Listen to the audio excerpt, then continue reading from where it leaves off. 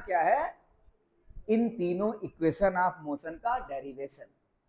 और वो डेरिवेशन क्या है, किस तरीके से v is equal to U plus AT आया, इसके लिए मुझे कंसीडर करना पड़ता है कौन सा ग्राफ, पीटी ग्राफ। कौन सा ग्राफ, पीटी नहीं, बीटी ग्राफ।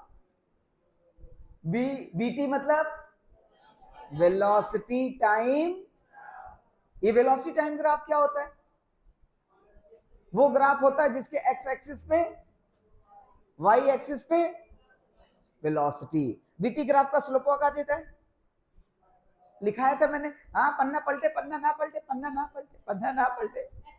क्या देता है बीटी ग्राफ का, एरिया क्या देता है, इतना जिसको पता है वो प्रूफ कर ले जाएगा। कुछ भी नहीं है, एकदम आसान चीज प्रूफ करने चल रहे हैं, इससे सरल फिजिक्स में कुछ होती ही नहीं। अब इतना सरल समझ के मत पढ़ना कि आए ही ना समझ में। आइए, सबसे पहले मुझे एक ग्राफ बनाना पड़ेगा। ये ग्राफ बन गया, इस एक्सिस पे टाइम t, इस एक्सिस पे v, और इस पे टाइम, इस पे वेलोसिटी। किस तरीके से इसको रिप्रेजेंट करते हैं इसको देखो, समझो पहले। मान लीजिए दो कंडीशन हो सकती है किसी को ऑब्जर्व करने का, एक ऑब्जेक्ट को रेस्ट से ऑब्जर्व करो या तो मोशन में ही उसको ऑब्जर्व करो। मैं मोशन में ही ऑब्जर्व कर रहा हूं, क्योंकि मोशन में ऑब्जर्व कर रहा हूं, जब मुझे रेस्ट की बारी आएगी तो इनिशियल वेलोसिटी जीरो कह देंगे, u इक्वल टू जीरो बता देंगे, यही तो। इसलिए देखो, अगर मैं एक चलती हुई ट्रेन को देख रहा हूं कि भाई ये जा रही है, ये जा रही है, ये जा रही है ऐसे, और ये अपनी वेलोसिटी को नहीं बदल रही है। कहां से तुम आ रहे हो मुझे नहीं पता, मेरे सामने जब आए तब मैंने तुमको देखा 2 मीटर पर सेकंड, मेरा 1 सेकंड फिर बीता, फिर मैं तुमको देखा तो 2 मीटर पर, फिर मैं 1 सेकंड बाद इसको देखा तो फिर 2 मीटर पर, मतलब इसकी वेलोसिटी बदल रही है। तो बीटी ग्राफ में जब वेलोसिटी नहीं बदलती तो ग्राफ लाइन कैसे बनती है, यहां आवा, जल्दी आवा। जब बीटी ग्राफ में वेलोसिटी, कोई नहीं खोलेगा कॉपी किताब, इधर आओ। जब बीटी ग्राफ में वेलोसिटी नहीं बदलती तो ग्राफ लाइन मतलब जो खींचती है वो कैसी होनी चाहिए, आवा जल्दी आओ, कैसी होनी चाहिए, हाँ कैसी होनी चाहिए, हाँ बदमाशी होनी चाहिए, का होत रहा कब से बदमाशी ना है मुन्ना, प्रतूषा बनाए दे तो का हम तुमको, तुम जहां रहते हो वहीं बदमाशी करते हो। तुम्हारा भी क्लास जाएगा ऐसे, अब भेजेंगे लिंक तुम्हारे मम्मी के भी, फिर तुम पिटोगे। बदमाशी तुम्ही से हुई थी। तो हमने कहा कि अगर 2 मीटर पर सेकेंड, 2 मीटर पर, चलो तुमने बदमाशी नहीं किया, खड़े हो जाओ। अगर वेलोसिटी नहीं बदलती बीटी ग्राफ में तो ग्राफ का जो स्लोप होता है वो कितना होता है, स्लोप बताया गया था क्या होना चाहिए स्लोप, जब वेलोसिटी ना बदले। जब वेलोसिटी नहीं बदलती तो स्लोप कैसा होता है, ये जो स्लोप अभी है इसमें, अगर वेलोसिटी नहीं बदल रही होती तो स्लोप कैसा होता है, स्ट्रेट स्लोप होता है।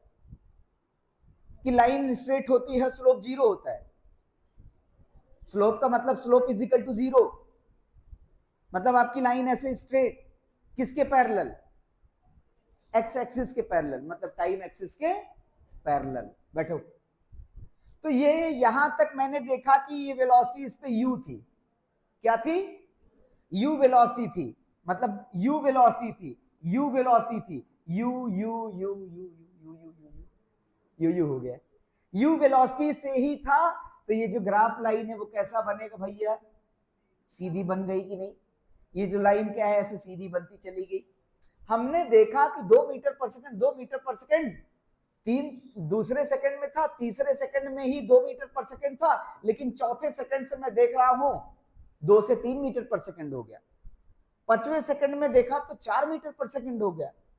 जो अब तक 2 मीटर पर सेकंड 2 मीटर पर सेकंड 2 मीटर पर सेकंड मतलब कांस्टेंट स्पीड थी, सॉरी वेलोसिटी थी, अब उसकी वेलोसिटी बढ़ने लगी, और जब बढ़ने लगेगी तो स्लोप लाइन अपवर्ड डायरेक्शन में जाना शुरू कर देगा, और स्लोप लाइन ये अपवर्ड डायरेक्शन में जाना शुरू कर दिया। बोलो भाई ये बातें समझ में आई? तो मैंने उसका एक ग्राफ बना लिया, और इस ग्राफ में फाइनली जब इतना स्लोप आ गया तो वेलोसिटी आके यहां तक पहुंच गई, जो u से इनिशियल वेलोसिटी दिखा रहे हैं, अब 0 से ये क्या बन गई आपकी फाइनल वेलोसिटी। जैसे शुरू में हमने इसको जब देखा था तो 2 मीटर पर सेकंड था, और थोड़ी देर बाद इसका 10 मीटर पर सेकंड वेलोसिटी हो गया।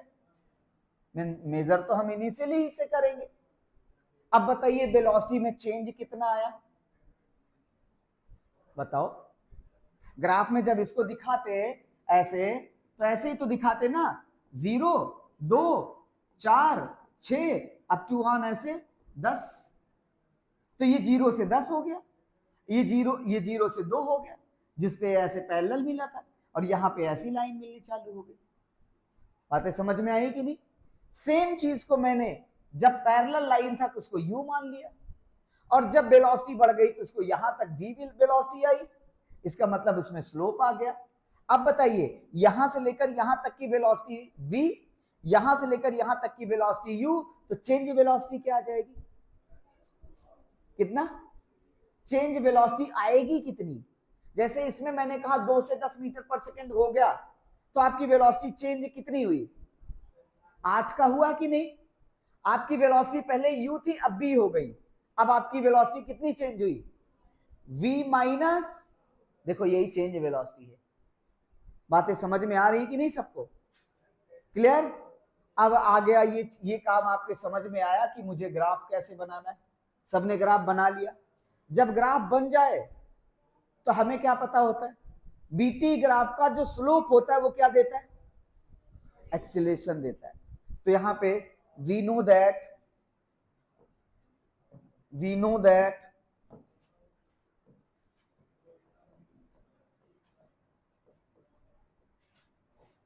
slope of BT graph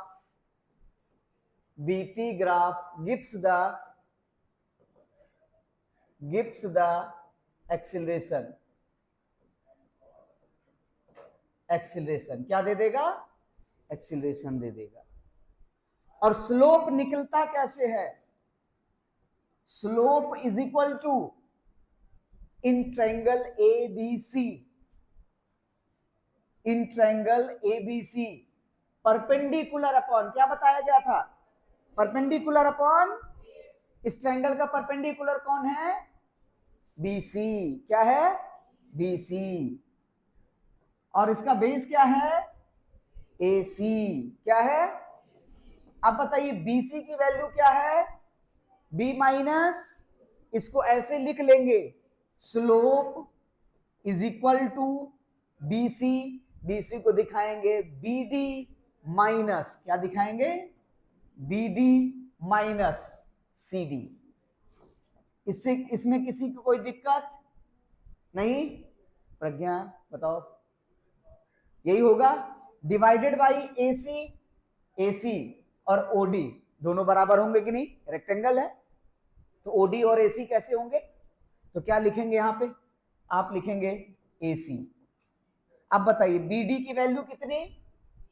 BD की वैल्यू V, पूरा V, और CD कितना? U डिवाइडेड बाई AC कितना? अगर ये इतना T है तो AC भी कितना? T आ गया, T। बात समझ में आई इतनी चीज सबको? बोलिए। ये देखिए आपका आ गया। और स्लोप क्या देता है? Acceleration. Slope is equal to acceleration, और स्लोप एक्सीलरेशन को किससे लिखते हैं हम लोग? A से। तो यहां क्या लिखेंगे? A। ये बात समझ में आई सबको? अब बताइए अपॉन 1 कर दें, क्रॉस मल्टीप्लीकेशन कर दें, तो क्या मिलेगा? V minus U is equal to कितना? 80। इस माइनस को उधर भेज दें तो V is equal to U plus 80। क्या कोई दिक्कत इसमें? v is equal to U plus 80, v is equal to U plus 80 proof हो गया कि नहीं? बातें सबके समझ में आई? ये कौन सा इक्वेशन ऑफ मोशन प्रूफ हुआ? फर्स्ट। अब याद रखना, अपनी मेमोरी में याद रखना कि जब भी मुझे first equation of motion proof करना है तो ग्राफ बनाना है। कौन सा ग्राफ बनाना है? वीटी ग्राफ बनाना है। और वीटी ग्राफ का मुझे क्या निकालना है? स्लोपवा। क्या निकालना है? स्लोप निकालना है। और स्लोप निकालने का तरीका जो ट्रायंगल बन रहा है वही, कहीं इसको पूरा मत ले लेना।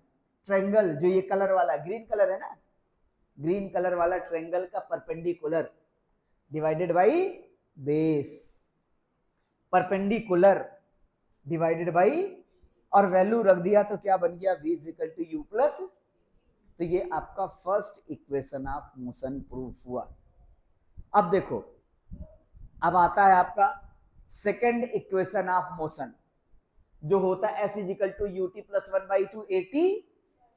अब देखिए, आपको याद रखना है एरिया, एरिया क्या निकालना है यहां? डिस्प्लेसमेंट। तो डिस्प्लेसमेंट मुझे कहां से मिलता है? बीटी ग्राफ के एरिया से मिलता है। तो ध्यान रखना, अभी जब आप एरिया निकालने के लिए सोचेंगे तो इसका एरिया दो मेथड से निकल सकता है। एक तो आपके सामने देखो, ये है, ये एक, ये है, और दूसरा आपके सामने ये है। दो हैं। एक मैं इसको अगर,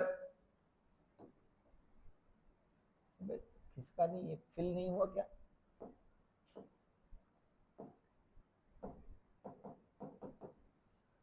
और दूसरा ये तो कलर बदलने की अभी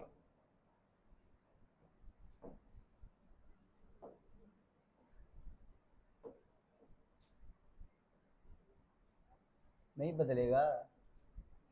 रुको, हम कलर में बदल देते हैं।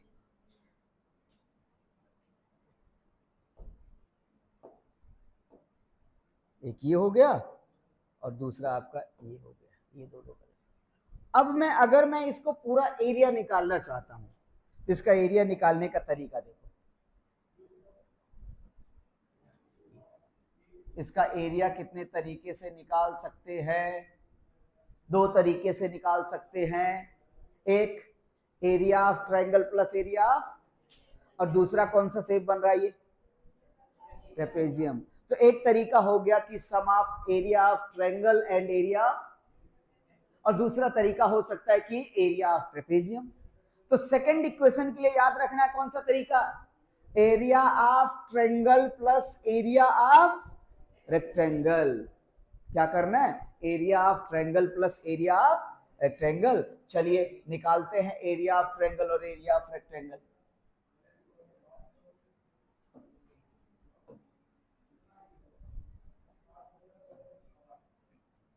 सबसे पहले यहां पे लिखेंगे we know that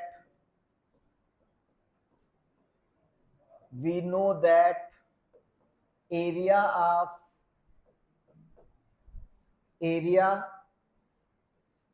in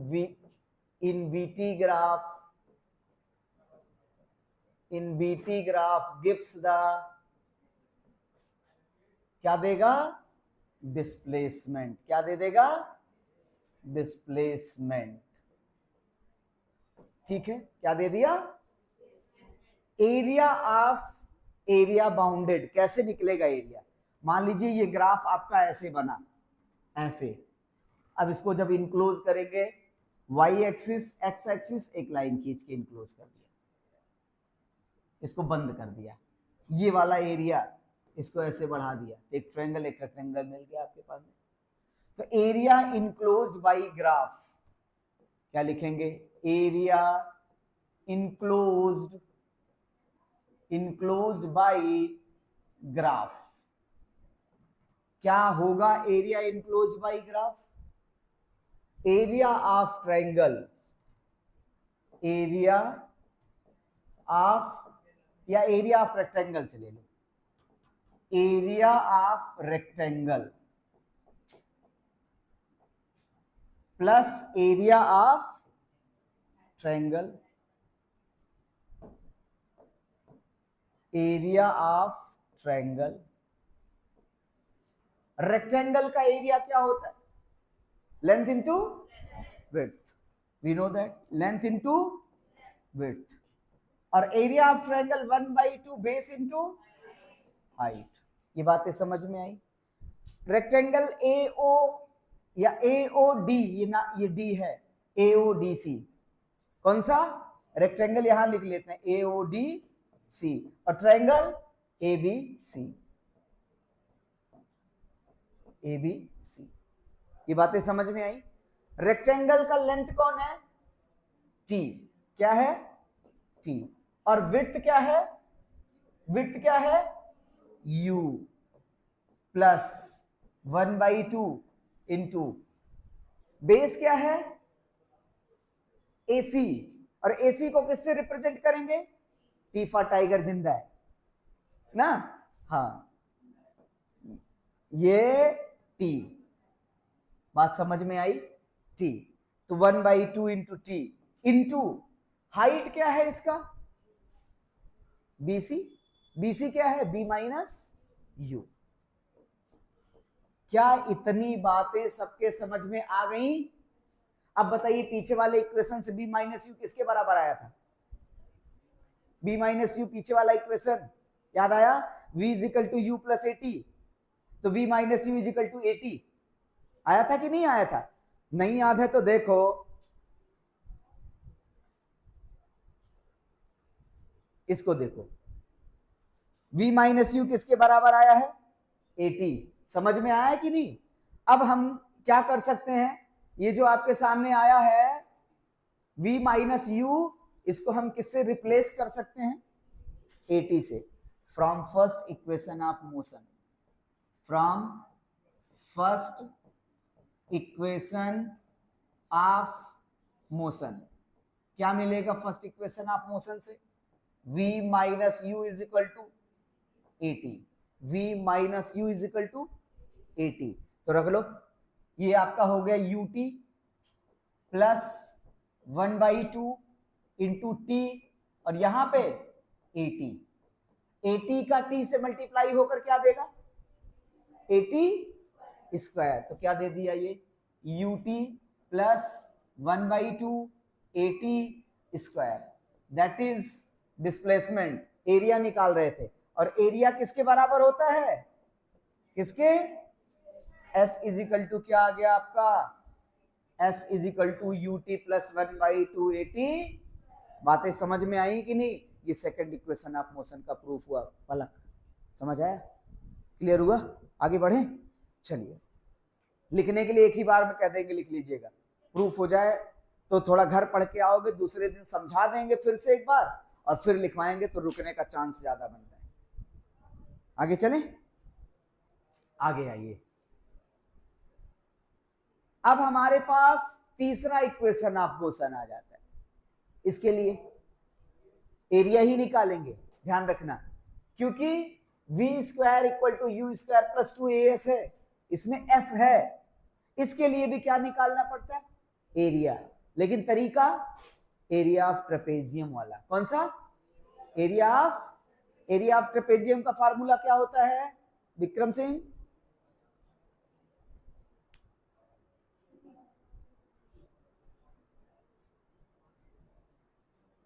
area of trapezium का फार्मूला किसको किसको पता है? सावस, लड़कों में किसी को नहीं पता। सोचो इतने बैठे हैं, ये 2 लोग। बताओ रुद्रांश। 1 क्या? ऐसा कुछ नहीं है। 1/2 sum of parallel side into height. सीखो इनसे। देखिए, यहां भी हम क्या निकालेंगे? एरिया। यहां लिखेंगे एरिया। चलिए, area enclosed by graph. Area of trapezium. क्या लिखना है? ट्रेपेजियम।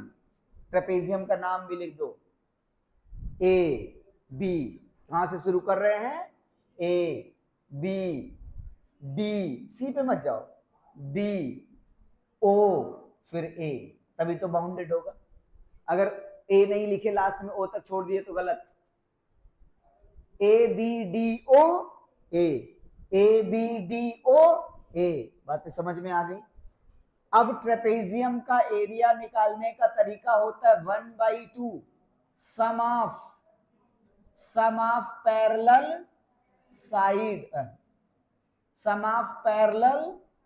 साइड और multiplied by height.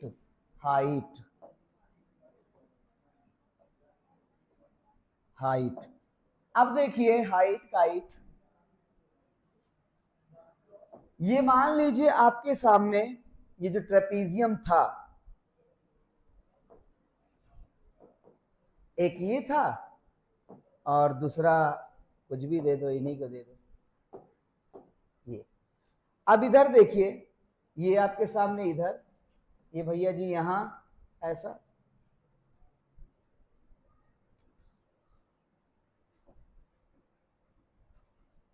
This is the combine. इसको मैंने कहा ट्रेपेजियम बना दो। कौन सा ट्रेपेजियम बन गया, आइसोसेलेस स्केलेन। आइसोसेलेस में इधर भी इसकी टांग ऐसे लटकी होती नहीं है ना, तो क्या है, इसमें दो पैरेलल साइड ढूंढो। इसमें दो पैरेलल साइड हैं आपकी, एक ये और दूसरा ये, सम ऑफ टू पैरेलल साइड। ये आपका क्या था, u, ये आपका क्या था, v। बातें समझ में आ रही कि नहीं, ये आपका u था तो यहां तक क्या था, v था। बातें क्लियर हुई। कल इसका प्रूफ यहीं कराएंगे तुम लोग, बस ध्यान रखना। लिखे नहीं हो तो क्या हुआ, समझे तो, ठीक, कोई बात नहीं है, करा पहले लिखवा देंगे तब फिर करवाएंगे। ठीक, ये u और v मिल गया। इनके बीच का हाइट किसको मानते हैं, छत और फर्श दोनों पैरेलल हैं तो हाइट क्या है, ये। कभी भी हाइट ऐसा तिरछा नहीं जाता, हाइट हमेशा परपेंडिकुलर जाता है। तो दोनों के बीच में ये परपेंडिकुलर है, कौन है, ये परपेंडिकुलर है। देखो ये जो ब्लू कलर वाला बन रहा है, ये क्या है, परपेंडिकुलर है। क्या है, परपेंडिकुलर है। और इन दोनों के बीच में परपेंडिकुलर कौन है, टी फॉर टाइगर, जो परपेंडिकुलरली जिंदा है ना। आइए अब हम आते हैं इस पे, अरे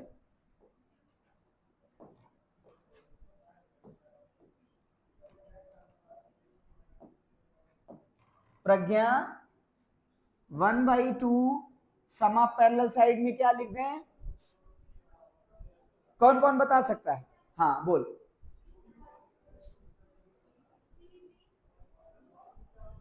u, हाँ कौन दोनों, पहले ये u फिर उधर से b, तो u प्लस b या v प्लस, यही तो करेंगे ना। तो क्या लिख देंगे, v प्लस u इंटू, दोनों के बीच में हाइट कौन है, टी फॉर टाइगर। अब बताइए, उसमें भी फर्स्ट इक्वेशन की मदद लिए थे, इसमें भी फर्स्ट इक्वेशन की मदद लेंगे। हम लोग जानते हैं कि v minus U is equal to 80, ये पढ़ा है कि नहीं पढ़ा। अब बताइए, अगर मैं a को यहां ला दूं तो v minus U upon a की जो वैल्यू होगी वो क्या हो जाएगी, हो जाएगी कि नहीं, सभी देख लो। v minus U is equal to 80 होता है, तो v minus U upon a की वैल्यू क्या हो जाएगी, t। तो जहां अकेला t है उस t की जगह पे क्या रखा जा सकता है, v minus U upon a। तो हम लोग इसको रख देंगे यहां, लेकिन इतना लिख देंगे फ्रॉम इक्वेशन फर्स्ट, रख दो t की value 1/2 v plus you, t की जगह पे v minus U upon a। किसी को कोई प्रॉब्लम यहां पे बताइए, सबको समझ में आई ये चीज। एक ब्रैकेट में v प्लस यू, दूसरे ब्रैकेट में v माइनस यू, क्या देगा, v स्क्वायर माइनस, तो क्या कर दे यहाँ पे 1/2 v स्क्वायर माइनस यू, और डिवाइडेड बाई सबका क्या था, डिवाइडेड बाई आपका था a, तो डिवाइडेड बाई क्या हो जाएगा, और इधर क्या आ रहा था, एस, क्योंकि ये तो एरिया था, एरिया हमेशा क्या देता है, एस, डिस्प्लेसमेंट। अब इसको देखो, इसका थोड़ा सा अरेंजमेंट बनाओ।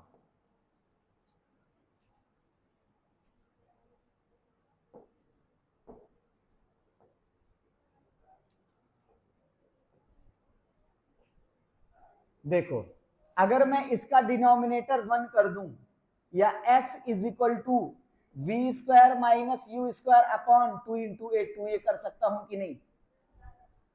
ये अपॉन 1 है तो क्रॉस मल्टीप्लीकेशन कर दो, तो V square minus you square equal to 2a into S, क्या दे देगा, 2as। बातें समझ में आई?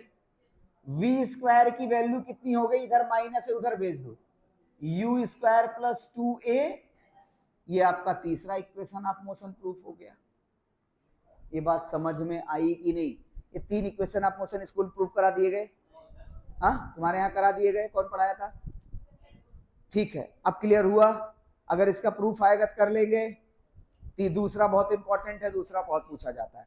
अच्छा, आपसे कोई कह दे a body is a non-accelerated motion, a body is a moving with non-accelerated motion, is this formula is applicable?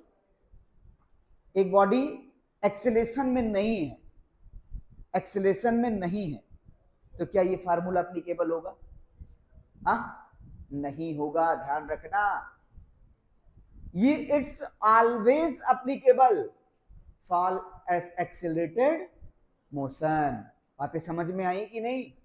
ये कभी भी नॉन एक्सेलरेटेड मोशन के लिए एप्लीकेबल नहीं है, क्योंकि जब एक्सेलरेशन होगा तभी v और u आएगा, अदरवाइज तो v u नहीं आएगा, a नहीं आएगा। जब एक्सेलरेशन होगा तभी v होगा, तभी u होगा, तभी a होगा, और जब एक्सेलरेशन नहीं होगा तो ये तीनों नहीं होंगे। तब किसको एक वेलोसिटी होगी बस, और वेलोसिटी नहीं चेंज होगी तो एक्सेलरेशन में 0। तो ये फार्मूला एप्लीकेबल होगा नहीं। ये फार्मूला एप्लीकेबल कब होगा? जब हमारा मोशन एक्सेलरेटेड होगा। ये लिखिए, ऑल फार्मूले, ऐसे लिखेंगे, all equation of motion, all equation of motion applicable only for accelerated motion, accelerated motion। ये बातें समझ में आई कि नहीं? ये 3 इक्वेशन ऑफ मोशन आपके लिए बड़े इंपॉर्टेंट है। अभी मैं इसका कल बताऊंगा अंडर टू ग्रेविटी के लिए क्या हो जाता है। मतलब जब कोई पत्थर ऐसे ऊपर जा रहा है और नीचे आ रहा है तो यही इक्वेशन ऑफ मोशन कैसे साइन बदलता है, कहाँ प्लस कहाँ माइनस, कुछ चीजें बदलेंगी। तो अभी इसे दिमाग में रिकैप रखिए कि कल क्या होगा। जैसे सीरियल में आता है ना, थोड़ा सा झलकी दिखा देते हैं, कल क्या होगा आगे देखते हैं। तो कल देखते हैं, आज के लिए बस इतना। कल इसको नोट करना है और उसके बाद इसको कराना, ठीक है? हाँ।